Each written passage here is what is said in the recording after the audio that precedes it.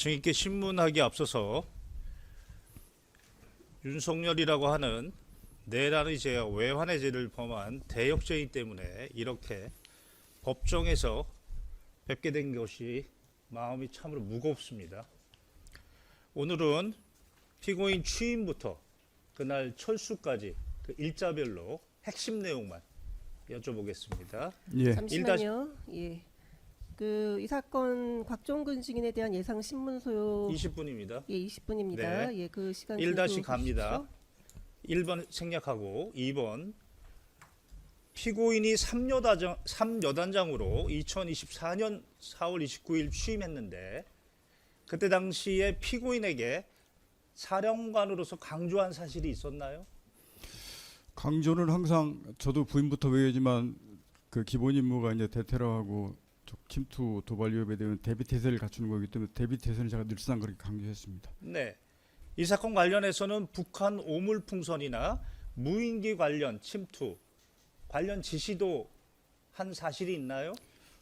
무인기는 제가 얘기를 꺼낸 기억이 없고 오물풍선과 관련돼서 특히 24년도 10월 달부터 오물풍선 상황이 있을 때 그거에 대한 대비 태세를 강조를 좀 많이 했습니다. 3번입니다. 11월 7일입니다. 2024년 11월 7일 3여단의 현장 지도하신 적이 있나요? 당시에 기억이 있나요? 아마 정확한 기억은 한번 갔던 기억은 있었던 것 같습니다. 그날이 뭐 11월 7일이니까까지 정확히 기억이 안 나는데 그때 대북 상황 관련돼서 엄중하다 뭐 이런 강조 하신 기억이 있으신가요? 예, 그때 10월 달부터는 제가 오물풍선과 관련된 상황들이 계속 심각성이 제 머릿속에 있었기 때문에 그런 연계해서 아마 강조를 했을 겁니다. 다음은 4번 12월 1일입니다. 비화폰으로 피고인하고 통화를 하시나요? 비화폰으로? 피고인하고? 뒤에 지휘관들하고는 그 비화폰으로만 거의 통화를 했던 것 같습니다. 비화폰으로? 예. 국평단 행사에 동행을 지시하면서 당시에 12월 1일인데 상황이 녹록치 않다. 군사 대비 태세를 잘 유지해라. 뭐 이런 강조한 사실. 12월 1일 날은 제 기억으로 그때 일요일이었는데 제가 삼여단장한테 국평단을 아마 같이 가자라고 전화를 했었던 것 같습니다. 기억이. 예. 근데 그날 대비 태세를 그날도 얘기했는지는 제가 기억이 그날 분명치는 않습니다. 네. 5번입니다. 다음 날 12월 2일인데 이때도 15시 30분 이제 이것은 피고인이 그 비화폰 기록을 보고 여쭤보는 건데 비화폰으로 내일 야간에 사무실에 대기할 수도 있다. 뭐 이런 취지의 말씀을 하신 적이 있나요? 그때 당시는 기억이 잘 안 났었는데 부하들이 그런 말을 저도 이제 여러 증언을 통해 들었는데 그 부하들이 그렇게 들었다고 하면 부하들이 맞을 겁니다. 정확히 기억은 안 나지만 부인하진 않겠다. 예. 저 부하들이 그런 얘기 했다 그러면 전 부하들 말이 맞을 거라고 생각합니다. 당시에 사무실에 대기하는 이유에 대해서 구체적으로 설명한 기억이 있나요? 없습니다. 제가 그런 거에 대해서는 거기 뭐 참모들이나 누구한테도 제가 그 이유를 설명했던 기억은 없습니다. 이 사건 관련돼서는 구체적으로 비상계엄 관련돼서 사무실에 대기한다 이렇게 이야기하신 적이 있나요? 없습니다. 저 비상계엄이라는 계엄 자체 말을 꺼낸 적이 없습니다. 7번입니다. 12월 3일 야간에 707 특임단 대상으로 헬기 이용해서 불시 비상훈련한다. 이런 사실이 있었어요? 그렇죠. 3일 날 오전에 707하고 제가 지시를 해서 불시훈련 준비하라고 하는 예령을 걸었었기 때문에 아마 다 준비를 하고 있었을 겁니다. 이때 이 707 대상으로 비상훈련을 하게 된 목적이 뭐였나요? 그때는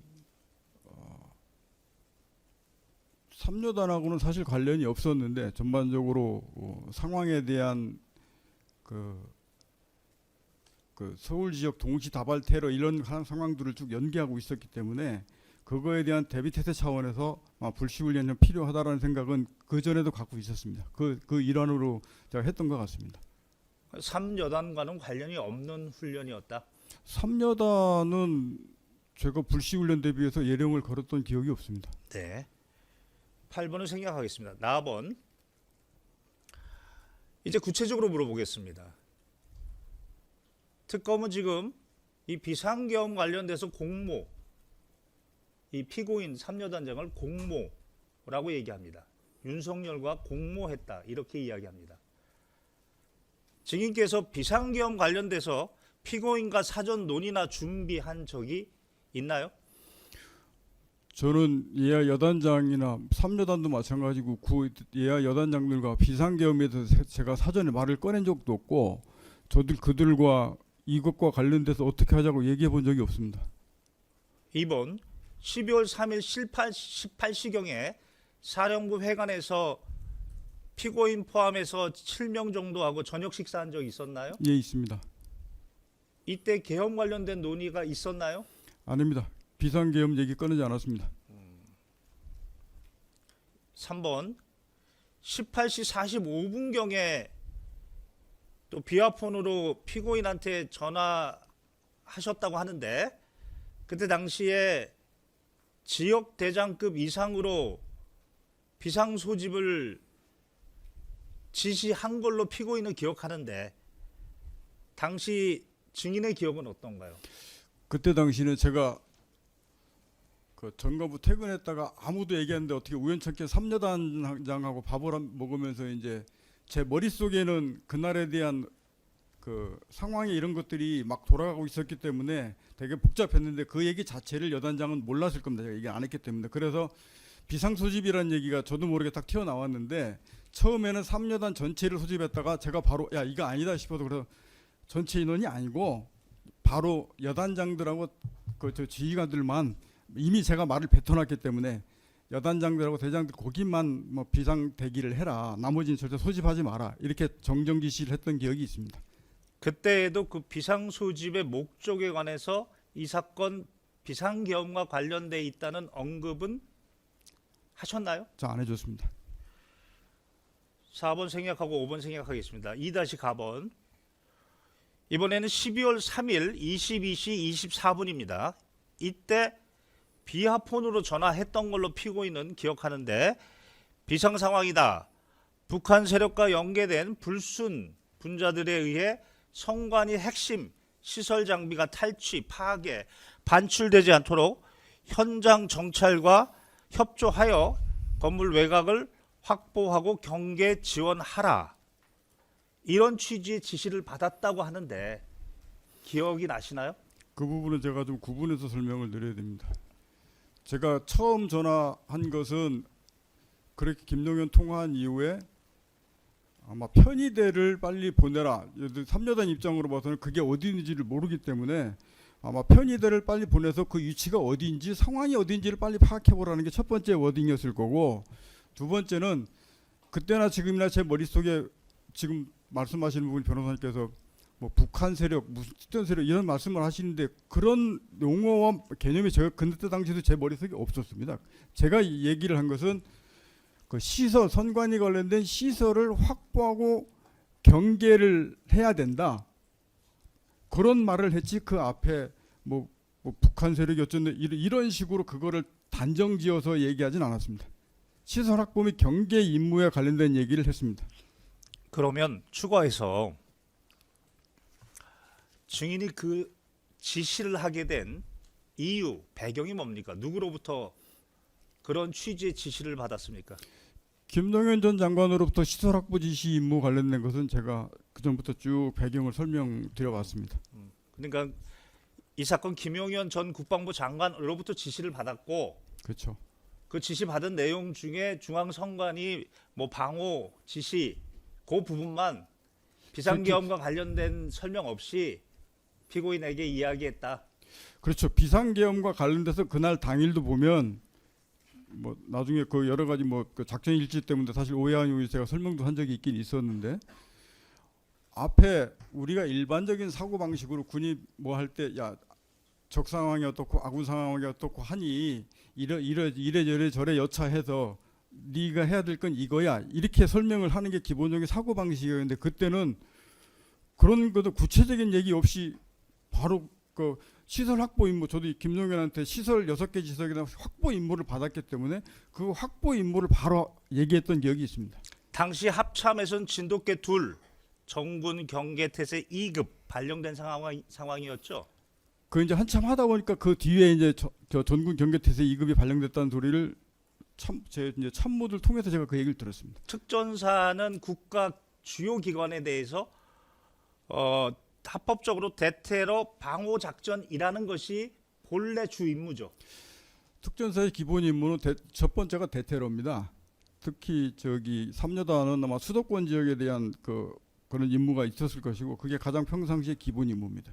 예, 3-가번입니다. 22시 50분경인데 그때 화상회의 하신 거 기억나요? 제가 정확하게 그때 22시 47분경에 화상이 있습니다. 예, 기억나세요? 예, 예. 그때 방첩사의 한계대대 지원 임무를 부여한 것 기억나세요? 제가 한 장짜리 노트에다가 그걸 방첩사 지원 일개대 이렇게 써놨기 때문에 그렇게 그때 그 맞습니다.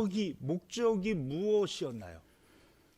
그냥 뭘 한다고 누가 받은 것도 아닙니다. 그냥 어떻게 하다 보니까 우발 상황 대비해서 한계대대 지원할 준비만 하라고 그걸로 그냥 다 끝나버렸습니다. 그 뒤로 더 말 나온 것도 아니고 뭘 한 것도 아니고. 그런 것들은 다 김용현의 이야기로부터 그런 걸 다 적게 되었나요? 그렇죠. 결국은 김용현과 여인영의 발단이었습니다. 거기서부터 그냥 적고 이야기하고 예. 본인도 그런 역할이었다는 거죠? 예. 당시에 주도적인 본인의 어떤 주도적인 역할이 아니고. 그게 제 생각은 아니었습니다. 예. 그 사령부 작전 일지상에 보면 내란 세력 척결 뭐 이런 문구가 있던데 기억나세요? 그거는 제가 조금만 더 이건 길게 설명을 드려야 이 부분 이해될 것 같습니다. 우선 결론적으로 말씀을 드리면 아까 상황 임무 실시가 이제 군으로 말하면 장롱 5개 항목이라고 하는데 예하부대 과업주 이렇게 이어집니다.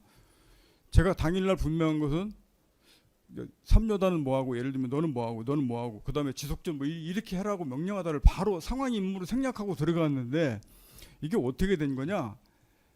작전차장 남기동 대령이 저한테 작전일지 갖고 왔는데 이건 내가 말을 안 했었는데 이게 왜 여기 이렇게 있느냐라고 해서 12월 4일 날 이제 쭉 정리하면서 저한테 갖고 온 적이 있는데 이거 내가 말하는 게 맞는데 이건 그래도 손대지 마라. 혹시나 손대면 거기에 작전일지 수정 일지가 날짜가 써집니다. 그러면 이게 너희들 괜한 오해받는다. 이거는 문제가 돼도 사령관이 책임지고 사령관이 설명할 거다. 절대 손대지 마라. 이래놓고 완전 나중에 제 그 경위를 확인해 보니 그거를 작성한 작전 장교가 상황은 자기가 뚝 쳤고 임무는 그때 당 김용현 전 장관이 반국가 세력하고 뭐 내란을 조정하는 세력을 뭐 상급부대로부터 부여된 임무를 수행한다를 김용현 장관이 얘기한 말을 그대로 쓴 겁니다. 그럼 나는 어디서부터 쓴 거냐? 사령관이 분명히 그건 예하부대 과업 내 여단 쭉 과업 지시부터 지속 지원 요것만 말씀하셔서 그것만 사령관이 말씀하신 걸 쓴 겁니다. 그래서 이제 그분 앞뒤 문맥이 다 이해가 네, 갔습니다. 거기까지만 듣겠습니다. 죄송합니다. 제가 20분밖에 시간이 없어서. 예. 3번 화상회의 시에 선거 조작 장비 우선 확보 후 방첩사 인계 그 문구 기억나세요? 그거는 결이 좀 아까 말씀하신 거하고 다른데 서버 장비를 가서 확보하고 방첩사 인계가 아니고 제가 분명히 얘기한 것은 거기 있는 시설을 확보하고 경계에서 그런 장비나 물자들이 밖으로 나가는 거를 네가 못하게 해야 된다. 그게 네 임무다라고 설명을 드렸고 그 다음에 저는 왜 그러냐면 제가 지금까지 방첩사하고 뭐 구체적인 내용을 얘기한 적은 없지만 방첩사가 온다라는 건 제 머릿속에 있었습니다. 그때 당시에 그 11월 9일 뭐 대통령 식사하고 그러면서 얘기 들었기 때문에 그러니까 니들이 확보를 딱 하고 있으면 그때 방첩사 올 거니까 그때 이제 다 넘겨주고 하면 니들 끝이야. 그게 머릿속에 있고 그게 그 임무를 줬던 겁니다. 다시 한번 확인해 보면 피고인으로 하여금 그 중앙 선관위 서버를 직접적으로 확보하라는 그런 의미가 아니고 그것이 방출되는 것을 막아라. 그러니까 확보 및 경계라고 한 거죠. 그런 의미로 이야기한 네. 거다. 만약에 그랬다면 이 인원들이 제가 최초에 들어가서 제가 거기 서버 저도 어디 있는지도 모르는데 거기 안에 들어가라고 줬겠죠. 제가. 그렇죠. 그러니까 결국은 방호. 크게 말하면 작전. 방어 맞습니다. 네, 거기 안에 들어가는 의미로 이야기한 것이다. 그렇죠. 네. 그게 굳이 얘기하면 확보 경계가 굳이 설명한다 그러면 시설 방어랑 의미가 비슷합니다. 네, 4번입니다. 특전사가 현장에서 정보사나 방첩사를 지휘 통제할 수 있나요? 그건 지휘관계를 그렇게 엮어준 적이 없습니다. 그렇죠. 그렇게 지시한 사실도 없죠? 그건 없습니다. 예, 다 생략하겠습니다. 그리고 정보사 마찬가지 한 가지 더 말씀드리면 저도 정보사라는 거는 꿈에도 몰랐고 김정은 여단장이 나중에 끝나고 와서 저한테 전화를 하면서 거기 가보니까 정보사 누구 대령이 있습니다. 그래서 저도 그때 놀랐습니다. 야, 그 정보사가 거기 도대체 왜 나오냐? 걔들이 왜 거기 있는 거야? 제가 그렇게 여단장한테 되물었던 기억이 있습니다. 그때까지는 정보사라는 조직이 거기에서 들어온 것 자체를 저도 몰랐습니다. 그럼 하나만 더 추가적으로 그때 당시에 경찰과 협조해서 그 성관이 건물 외곽 경계해라 이 지시한 적 있습니까? 분명히 확보하라고 했던 부분들은 기억이 있는데 제가 경찰이라는 말을 했는지 안 했는지 솔직히 그 부분은? 가물가물합니다. 네, 사회 가번으로 넘어가겠습니다. 이제 23시 47분입니다. 부대를 출발한 이후로 피고인이 12월 4일 01시 16분에 통화를 했다고 하는데 그 사이에 추가적으로 통화한 사실은 없고 그거 지금으로 기억으로는 제가 통화기를 보지 않는 이상은 잘 모르겠습니다. 지시한 사실 기억은 그 사이에 그 기억은 그렇게 없는 것 같습니다. 그것도 제가 없고. 뭘 더 하라고 한 기억은 없는 것 같습니다. 예.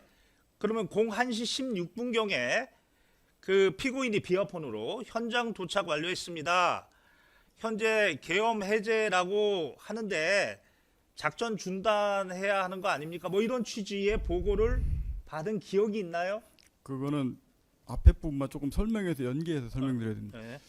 12월 4일 01시 05분에 제가 김용현한테 전화하면서 저 6개 확보 장소 들어갔던 부대들 05분부로 저 임무 중지하고 다 철수시킵니다라고 제가 김용현한테 보고를 했고 김용현이 뭐 알겠다 그래서 그 다음 제가 바로 07분에 김현태 가장 급한 게 707이더니 707 김현태 너 임무 중지하고 철수해 먼저 지시하고 그 다음에 09분에 사령부 지통실에 제가 직접 마이크를 잡고 전 인원들 다 들리게 저 01시 09분부로 그 특전사 전체 6개 확보장 나갔던 인원들 전체 다 임무 중지한다. 안전지역으로 다 철수해서 인원 장비 다 이상 유무 확인하고 이상 없으면 철수하도록 준비해라 라고 지시를 09분에 다 했습니다. 그러고 나서 통화한 게 아마 여단장이었던 것 같습니다. 그러니까 여단장이 저한테 철수건일 했는지 그 말은 솔직히 기억은 안 납니다. 그래서 끝나고 너희들 빨리 안전 철수해서 철수 준비해라고 제 입에서 그 말이 나갔을 겁니다. 그리고 나서 이제 그 피고인 부대는 그 중앙 선관위에서 좀 이격된 장소에서 대기하고 있다가 그날 02시 15분에 완전 철수 지시 하신 기억 나세요? 예, 그것도 앞에서 저는 이제 다 철수해서 안전적 철수해서 인원 장비 이상 유무 이런 거 막 확인하고 있는 시간인 줄 알고 있었습니다. 근데 02시 13분경에 김용현이 저한테 다시 전화를 해서 선관위를 다시 투입을 할 수 있냐라고 저한테 다시 요청을 해서 이미 아까 얘기했듯이 국회 선관위 병력 다 뺐는데 뭘 다시 들어가느냐 죄송합니다 안 됩니다라고 그때 02시 13분에 거절하고 혹시 몰라서 그때 전화한 게 아마 여기였을 겁니다. 어디 있냐 그랬더니 그래서 야 빨리 빠져 철수해 그래가지고 그때 바로 부도로 복귀했을 겁니다. 자 끝으로 피고인 3여단장은 당시 중앙선관위 건물 방호 그러니까 무엇인가 반출되고 이런 것을 막는 방호 작전 그것을 지금 염두에 두고 갔는데 이제는 피고인도 재판을 거치면서 어느 정도 사실관계를 전체적으로 볼 수 있었을 것으로 보이는데 지금 대통령이었던 자 윤석열이 내란 내지 군을 이용한 반란 이런 행위인데 국헌문란 목적 국헌문란이라는 것은 바로 중앙선관위 헌법기관을 불가능하게 하려고 했다. 자, 여기까지 피고인이 당시 임무였다. 그렇게 생각하고 지시했나요? 그 부분을 제가 분명히 다시 말씀드리고 싶은 것은 3이나 9나 특한관이나 제 여단장들은 분명한 것은 이 사람들이 비상계엄 선포되기 전까지는 이 상황과 관련된 것을 저들과 사전에 공의하거나 모의하고 제가 사전에 얘기한 적이 없습니다. 끝으로 말씀하십시오. 그 다음에 예. 어찌됐든 12월 3일 날 출동 명령을 받고 예. 지금이나 따라 예. 제가 끝으로 하나만 여쭤보고 끝내겠습니다. 예. 자, 끝으로 그러면 결국 대한민국 3여단은 국군 통수권자였던 윤석열의 도구였다. 저는 이렇게 평가를 내리고 싶은데 의견을 끝으로 묻습니다. 어떻습니까? 저 마지막이시죠. 예, 마지막입니다. 앞서 이어서 좀 말씀을 좀 드리겠습니다. 재판장님, 우리 예야 지휘관들, 여단들, 특히 가족들 생각하면 지금도 제가 가슴이 먹먹하고 이제 울컥한데, 이들은 정말로 제가 사전에 모의에 참여시키거나 개여시키지 않았습니다.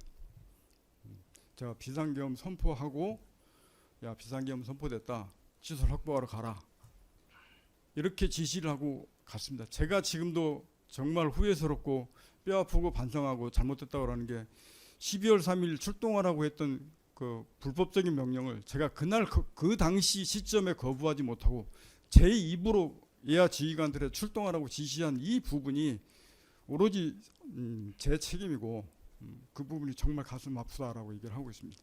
이 사람들은 그때 당시 제 지시를 받고 들어가서 아마 제가 구체적인 설명을 안 했기 때문에 뭐가 있나 보다, 뭔 상황이 있나 보다 하고 아마 시설 확보하러 갔을 상황이라고 저는 분명히 생각합니다. 그래서 아마 머릿속에 테러가 발생했나, 뭐가 생겼나, 그러면서 아마 갔을 겁니다. 그러다가 가서 뭐 확보하러 하라고 하니 뭐 이것저것 확인하려고 하는 사이에 야 민부중지하고 철수하래, 그러다가 끝나버린 사람들입니다.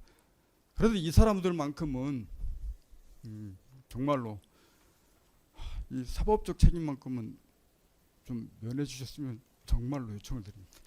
네, 감사합니다. 이상입니다.